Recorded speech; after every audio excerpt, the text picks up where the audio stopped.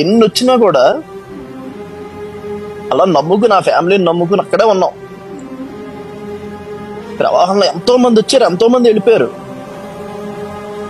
నేను మళ్ళీ మళ్ళీ చెప్తున్నాను అన్న, it's not easy to be a Pawan Kalyan fan. It's not at all easy. It's not easy to be a mega fan. ఎందుకంటే మనల్ని పొగిడే వాళ్ళ కన్నా కూడా ఈడెప్పుడు పడిపోతాడా, ఈయనెప్పుడు మాటలన్నీ అని ఈయన్ని తూట్లు పొడిచేద్దామా అని వెయిట్ చేసే వల్చర్స్ ఎక్కువ అన్న బయట మనకి. వాళ్ళందరినీ చెప్పుతో కొట్టినట్టు ఇచ్చాడు ఈరోజు సమాధానం.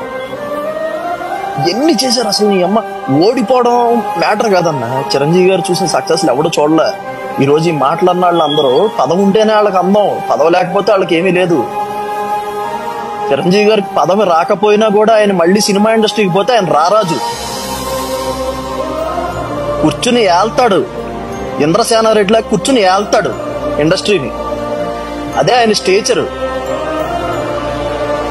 ఏ గవర్నమెంట్ ఉండని, యూపీఏ గవర్నమెంట్ ఉండని, ఎన్డీఏ గవర్నమెంట్ ఉండని, ఒకడు పిలిచి పద్మభూషణ్ అంటాడు, ఇంకోటి పిలిచి పద్మవిభూషణ్ అంటాడు. అది చిరంజీవి గారి రేంజ్. మీరు ఈ మీడియా ప్రాపగాండాలో లేదంటే మీరు డబ్బులు ఖర్చు పెట్టి ఓడించడాలో మీరు చిరంజీవి గారు రాజకీయాల్లో ఓడించచ్చు అంతే.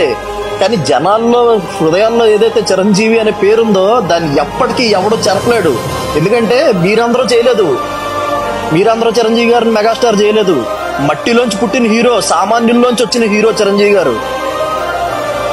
వాళ్ళు చేశారు మెగాస్టార్ చిరంజీవి గారిని. మనం బిగినింగ్ నుంచి నమ్మాం ఎప్పటికైనా మనకు జరిగిన అవమానానికి సమాధానం పవన్ కళ్యాణ్ చెప్తాడు అని. అందరూ ప్రజారాజ్యం అవగానే వెళ్ళిపోయారన్నా. ప్రజారాజ్యం అయిపోయిన తర్వాత కూడా ఎప్పటికీ పరకాల ప్రభాకర్ గురించి మాట్లాడేవాడు పవన్ కళ్యాణ్ ఒక్కడే. ఎందుకంటే రక్తం పంచి పుట్టిన తమ్ముడు. మనకే ఎలా ఉంటే కళ్యాణ్కి ఎలా ఉంటది?